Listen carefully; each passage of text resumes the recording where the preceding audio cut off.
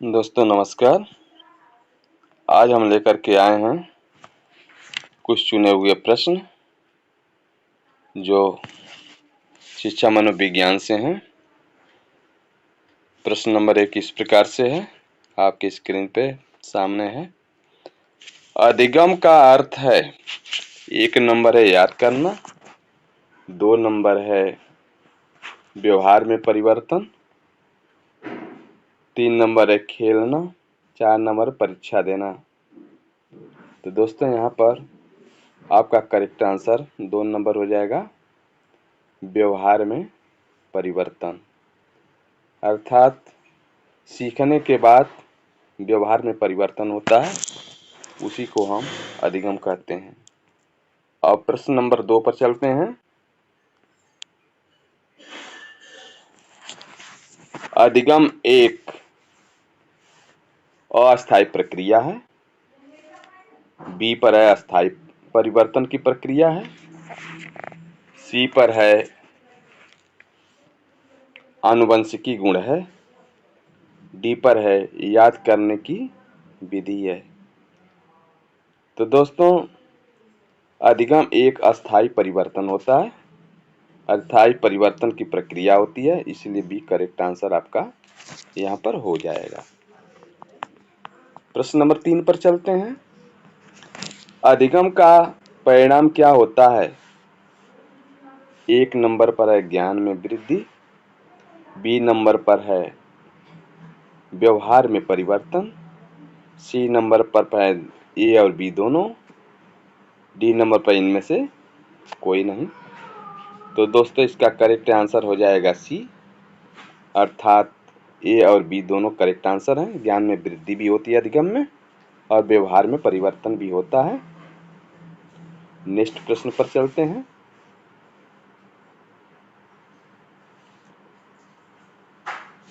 अधिगम की प्रकृति क्या है? 1 नंबर पर दे रहा है, यह एक निष्क्रिय प्रक्रिया है। दोस्तों एक बात ध्यान हमें रखना है कि अगर पॉजिटिव आंसर पूछ रहा है तो पॉजिटिव ही आंसर को हमें ढूंढना होता है। जो निगेटिव होंगे वो आपके समझ से वो ऑटोमेटिक गलत हो जाएंगे। यह एक निष्क्रिय प्रक्रिया है तो यह निगेटिव है, इसलिए यह गलत हो जाएगा। यह सक्रिय प्रक्रिया है, सी नंबर पर है, यह केवल मानसिक है, यह केवल भावात्मक है। तो केवल केवल जहाँ पर जुड़ जाता है वो आंसर निगेटिव माना जाता है, इसलिए आपका बी करेक्ट आंसर हो जाएगा।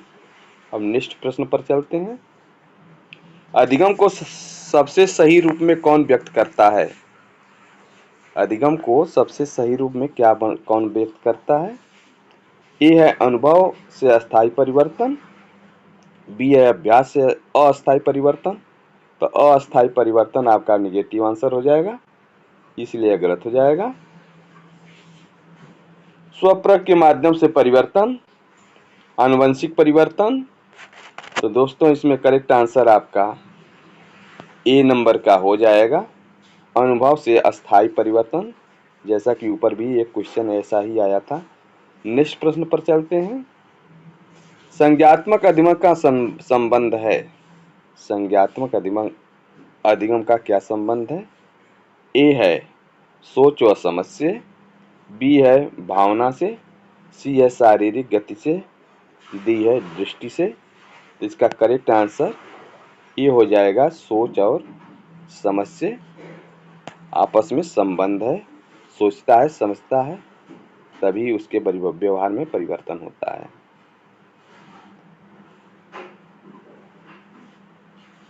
भावात्मक अधिगम का उदाहरण है, ए है कविता याद करना, और बी है दूसरों के प्रति सहानुभूति रखना, सी है गणित हल करना, डी है तैरना। तो दोस्तों ध्यान दीजिए, भावात्मक से मतलब है, तो भावात्मक क्या हो सकता है इसमें आपको ध्यान देने की ज़रूरत है। तो दूसरों के प्रति सहानुभूति रखना ही भावात्मक होता है, तो इसलिए बी करेक्ट आंसर आपका हो जाएगा। अगले प्रश्न पर चलते हैं।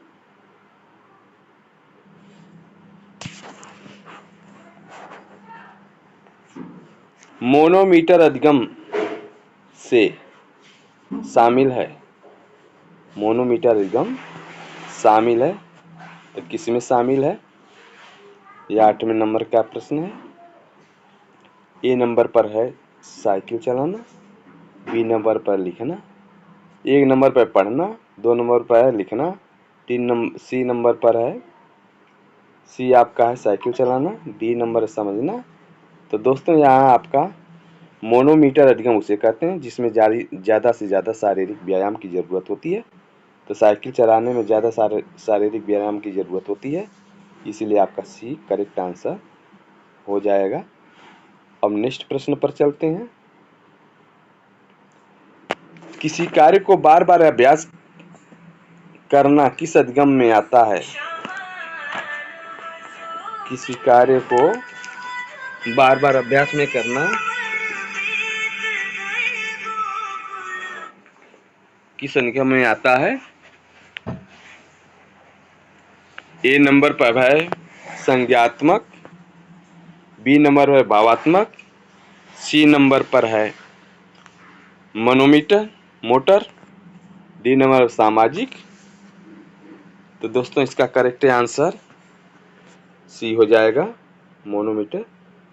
नेक्स्ट पर चलते हैं।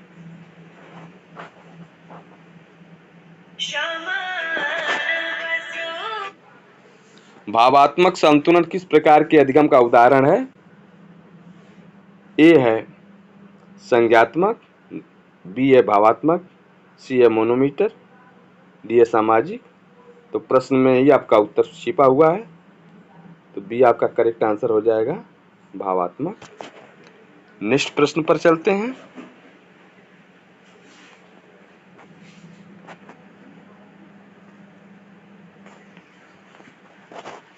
व्यवहारवाद की शुरुआत किसने किया था? इसमें ध्यान देने की बात है, यह बहुत बार रिपीट होता है, वेरी वेरी इंपॉर्टेंट प्रश्न है, तो इसको ध्यान दीजिए। व्यवहारवाद और वाटसन, यानी व से व्यवहारवाद शुरू होता है और वाटसन, तो यह ध्यान दीजिएगा, इसका करेक्ट आंसर ये हो जाएगा, वाटसन। नेक्स्ट प्रश्न पर चलते हैं।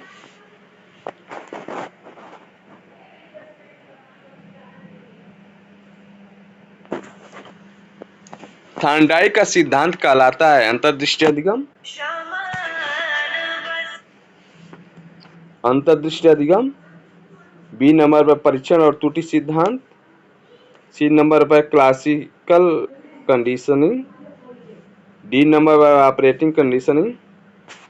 तो 12 का करेक्ट आंसर आपका हो जाएगा, परीक्षण और त्रुटि का सिद्धांत थॉर्नडाइक ने दिया था, तो इसलिए आपका करेक्ट आंसर बी हो जाएगा। नेक्स्ट प्रश्न पर चलते हैं। पावलाव का प्रयोग किस पर आधारित है?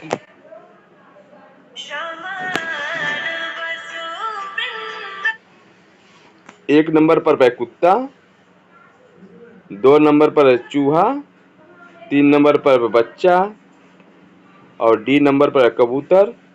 तो दोस्तों 13 नंबर का करेक्ट आंसर एक हो जाएगा, पावलाव ने कुत्ता पर प्रयोग किया था, तो इससे करेक्ट आंसर आपका ये हो जाएगा। नेक्स्ट प्रश्न पर चलते हैं 14 नंबर पे। पावलाव ने किस अधिगम का सिद्धांत दिया? ए है ऑपरेटेंट कंडीशनिंग, बी नंबर पर क्लासिंग कंडीशनिंग, सी नंबर पर अंतर्दृष्टि अधिगम, डी नंबर सामाजिक अधिगम। तो यहाँ पावलाव के अधिगम की बात हो रही है, तो करेक्ट आंसर आपका बी हो जाएगा, क्लासिकल कंडीशनिंग पर पावलाव जी के द्वारा बात की गई थी। नेक्स्ट प्रश्न पर चलते हैं। स्किनर का अधिगम सिद्धांत कहलाता है, ए दे रहा है ऑपरेटेंट कंडीशनिंग, बी दे रहा है क्लासिंग कंडीशनिंग, तो यह पावलाव का हो गया था, इसीलिए यह होगा नहीं। सी दे रहा है परीक्षण त्रुटि अधिगम, डी दे रहा है अंतर्दृष्टि अधिगम। तो 15 का करेक्ट आंसर आपका ये हो जाएगा, ऑपरेटिंग कंडीशनिंग। नेक्स्ट प्रश्न पर चलते हैं। थॉर्नडाइक के अनुसार सीखना होता है। सीखना कैसे होता है? ए दे रहा है अचानक, बी दे रहा है अनुभव से, सी दे रहा है परीक्षण और त्रुटि से, डी दे रहा है अंतर्दृष्टि से। तो 17 का करेक्ट आंसर सी हो जाएगा। परीक्षण करेंगे और बार बार गलती होगी, गलती से भी व्यक्ति सीख मिलती है, इसलिए करेक्ट आंसर आपका सी हो जाएगा। नेक्स्ट प्रश्न पर चलते हैं। व्यवहार को नियंत्रित किया जा सकता है, यह विचार किसका है?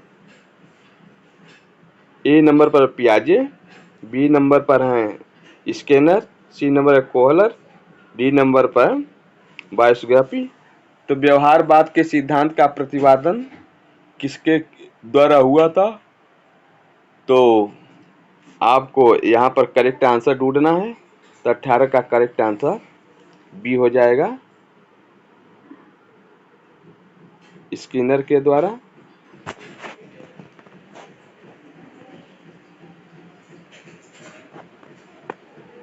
उन्नीस नंबर पर चलते हैं। सीखना वाय व्यवहार का परिणाम है, या किसका मत है? ए नंबर पर व्यवहारवादी, बी नंबर पर निर्माणवादी, सी नंबर पर गेस्टाल्टवादी, 4 नंबर पर मानववादी। तो दोस्तों 19 का करेक्ट आंसर आपका ये हो जाएगा। व्यवहार शब्द है तो व्यवहारवादी हो जाएगा। करेक्ट आंसर आपका ये हो जाएगा। 20 नंबर पर चलते हैं। 20 नंबर। रिस्पांस शब्द किस सिद्धांत से जुड़ा है? ये व्यवहारवाद से, अंतर्दृष्टि से, निर्माणवाद से, गेस्टाल्ट से। तो दोस्तों 20 का करेक्ट आंसर आपका ये हो जाएगा। रिस्पांस शब्द व्यवहारवाद से जुड़ा हुआ है। नेक्स्ट प्रश्न पर चलते हैं। गेस्टाल्ट शब्द का अर्थ है, ए दे रहा संपूर्णता, बी दे रहा है भाग, सी दे रहा है अनुभव, डी दे रहा है प्रक्रिया। तो दोस्तों 21 का करेक्ट आंसर आपका ये हो जाएगा, संपूर्णता। गेस्टाल्ट शब्द का अर्थ होता है संपूर्णता। नेक्स्ट प्रश्न पर चलते हैं। गेस्टाल्ट सिद्धांत का मुख्य प्रवर्तक कौन था? कोहलर, पियाजे, स्किनर, पावलोव। तो दोस्तों 22 का करेक्ट आंसर आपका ए हो जाएगा। कोहलर के द्वारा गेस्टाल्ट सिद्धांत का प्रतिपादन किया गया था। नेक्स्ट प्रश्न पर चलते हैं। कोहलर ने अपना प्रयोग किस पर किया? ए नंबर दे रहा है चूहा, बी नंबर दे रहा है बंदर, सी नंबर दे रहा है कबूतर, डी नंबर दे रहा है बच्चा। तो दोस्तों कोहलर का सिद्धांत 23 का बी हो जाएगा। कोहलर के द्वारा बंदर पर अपना प्रयोग किया गया था। नेक्स्ट प्रश्न पर चलते हैं।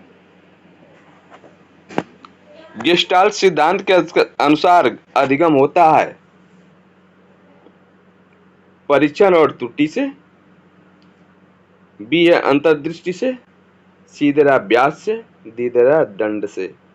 तो दंड तो आपका निगेटिव आंसर हो जाएगा। तो यहाँ पर आपका 24 का करेक्ट आंसर बी हो जाएगा। गेस्टाल्ट सिद्धांत के अनुसार अधिगम अंतर्दृष्टि से होता है, यानी सोचने विचारने से होता है। नेक्स्ट प्रश्न पर चलते हैं। 25 नंबर। समस्या का समाधान अचानक प्राप्त होता है, यह किसका मत है? ए पर है थॉर्नडाइक, बी पर है कोहलर, सी पर है स्किनर, डी पर है पावलोव। तो दोस्तों 25 का करेक्ट आंसर बी हो जाएगा। समस्या और समाधान का अचानक प्राप्त होता है समाधान। समस्या का समाधान अचानक प्राप्त होता है, कोहलर ने कहा, तो करेक्ट आंसर आपका बी हो जाएगा। नेक्स्ट प्रश्न पर चलते हैं। अंतर्दृष्टि अधिगम का अर्थ है समझकर सीखना, याद करना, दोहराना, संयोग से सीखना। तो दोस्तों 26 का करेक्ट आंसर आपका ये हो जाएगा, समझकर सीखना। नेक्स्ट प्रश्न पर चलते हैं। अंतर्दृष्टि अधिगम से मुख्य भूमिका होती है। अंतर्दृष्टि अधिगम में मुख्य भूमिका होती है दंड की, समझ की, अभ्यास की, और डी नंबर है प्रतिक्रिया की। तो दोस्तों ABCD में आपको करेक्ट आंसर ढूंढना है। तो 27 नंबर का करेक्ट आंसर आपका बी हो जाएगा। अंतर्दृष्टि यानी समझ के द्वारा अधिगम की मुख्य भूमिका होती है। नेक्स्ट प्रश्न पर चलते हैं। 28 नंबर, अचानक समझ आना किस अधिगम से जुड़ा है? ए है व्यवहारवाद, अंतर्दृष्टि अधिगम, निर्माणवाद, सामाजिक अधिगम। तो दोस्तों 28 का करेक्ट आंसर आपका बी हो जाएगा। अंतर्दृष्टि अधिगम से अचानक समझ आना से जुड़ा है। 29 नंबर पर चलते हैं। अंतर्दृष्टि अधिगम के अनुसार अधिगम होता है समस्या के संपूर्ण स्वरूप को देखकर, केवल बार बार अभ्यास से, सी दे रहा दंड से, डी दे रहा पुरस्कार से। तो दोस्तों ABCD में आपको करेक्ट आंसर ढूंढना है। तो 29 का करेक्ट आंसर ए हो जाएगा। समस्या के संपूर्ण स्वरूपों को देख करके अंतर्दृष्टि अधिगम के अनुसार अधिगम होता है। नेक्स्ट प्रश्न पर चलते हैं। 30 नंबर यह है आपका, अंतर्दृष्टि अधिगम के अनुसार शिक्षक को चाहिए उत्तर सीधे बताना,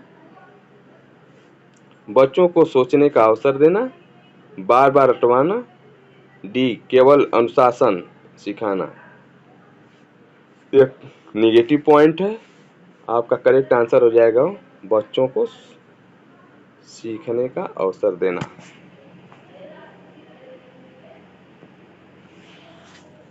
अब 31 नंबर पर चलते हैं। निर्माणवाद से संबंधित प्रमुख मनोवैज्ञानिक हैं पियाजे और वाइगोस्की, स्किनर और थॉर्नडाइक, पावलोव और कोहलर, डी जेम्स और हुक। तो निर्माणवाद का जो मुख्य भूमिका निभाते हैं पियाजे और वाइगोस्की, दोनों लोग मिलकर के निभाते हैं, इसलिए करेक्ट आंसर आपका ए हो जाएगा। अब 32 नंबर पर चलते हैं। निर्माणवाद का मुख्य विचार है,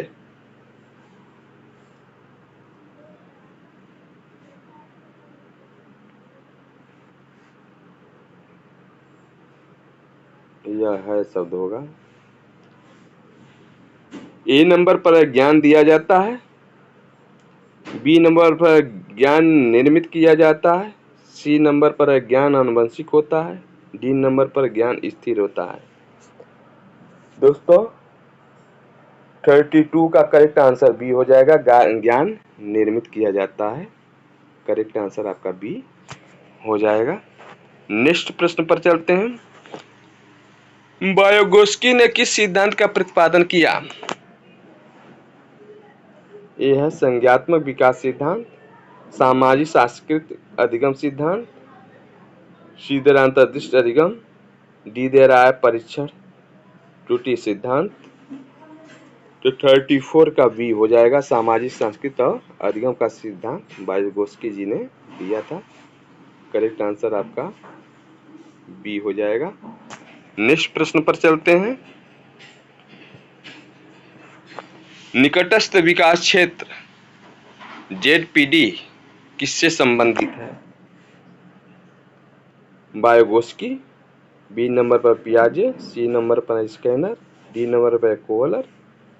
तो दोस्तों 35 का करेक्ट आंसर एक हो जाएगा। निकटस्थ विकास क्षेत्र वाइगोस्की पर है। वाइगोस्की बहुत से क्वेश्चन आते हैं, ये मोस्ट इम्पॉर्टेंट क्वेश्चन था। 36 नंबर पर चलते हैं। अधिगम पर प्रभाव डालने वाला सबसे महत्वपूर्ण आंतरिक कारक कौन सा है? अधिगम पर प्रभाव डालने वाला सबसे महत्वपूर्ण कारक कौन सा है? आंतरिक कारक पूछ रहा है। ए नंबर पर प्रेरणा, बी नंबर पर जलवायु, सी नंबर पर समाज, डी नंबर पर अनुशासन। तो 36 का करेक्ट आंसर हो जाएगा प्रेरणा द्वारा अधिगम सबसे ज्यादा प्रभाव डालता है। नेक्स्ट प्रश्न पर चलते हैं। बाह्य कारक कौन सा है? तो ए नंबर है बुद्धि, बी है अभिरुचि, सी है पारिवारिक वातावरण, डी है अभिप्रेरणा। तो बाह्य कारक को आपको ढूंढना है। सी हो जाएगा पारिवारिक वातावरण जो होता है वो बाह्य कारक में आता है। नेक्स्ट प्रश्न पर चलते हैं। उसमें दोस्त मित्र भी आते हैं। नेक्स्ट प्रश्न पर चलते हैं। अधिगम की गति किस पर निर्भर करती है? आय और क्षमता पर, वंश पर, स्कूल पर, लिंग पर। तो दोस्तों अधिगम की क्षमता आय और क्षमता पर निर्भर करती है। करेक्ट आंसर आपका ये हो जाएगा। नेक्स्ट प्रश्न पर चलते हैं। पुरस्कार और दंड किस प्रकार का कारक है? जैविक, बी है प्रेरक, सी है भावात्मक, डी है सांस्कृतिक। तो इसका करेक्ट आंसर जो होता है बी हो जाएगा, प्रेरक होता है। पुरस्कार और दंड के द्वारा प्रेरक होता है। नेक्स्ट प्रश्न पर चलते हैं। शिक्षक का व्यवहार अधिगम को प्रभावित नहीं करता है। तो यह नहीं करता है, निगेटिव आंसर हो गया, तो यह गलत हो जाएगा क्योंकि पॉजिटिव आंसर हमको ढूंढना है। सकारात्मक रूप से प्रभावित करता है, यह सही है, पॉजिटिव है। केवल कमजोर छात्रों को प्रभावित करता है, केवल निगेटिव आंसर होता है। केवल जहां लग गया वो निगेटिव हो गया, तो इसलिए आपका बी करेक्ट आंसर हो जाएगा। नेक्स्ट पर चलते हैं। नेक्स्ट नहीं है, अब 40 आपके प्रश्न 40 खत्म हो गए। अगर आपको मेरी वीडियो पसंद आई हो तो लाइक करें, और ऐसे वीडियो अगर और देखने हो चैनल को सब्सक्राइब करें। और लगभग हमें उम्मीद है कि 20-22 वीडियो हमारी इंक्लूसिव एजुकेशन यानी समावेशी शिक्षा से पड़ी हुई है। तो जिसे देखना है वो मेरे चैनल पर जाकर देख सकता है। और शॉर्ट वीडियो में भी बहुत ढेर सारे क्वेश्चन हैं, हिंदी से हैं, संस्कृत से हैं, जीके से है, पर्यावरण से हैं। तो दोस्तों अब इन्हीं के साथ मैं अपनी वीडियो को यहीं पर समाप्त करता हूं, और आप लाइक कर दें तो अच्छा रहेगा मेरे लिए। धन्यवाद। जय हिंद, जय भारत।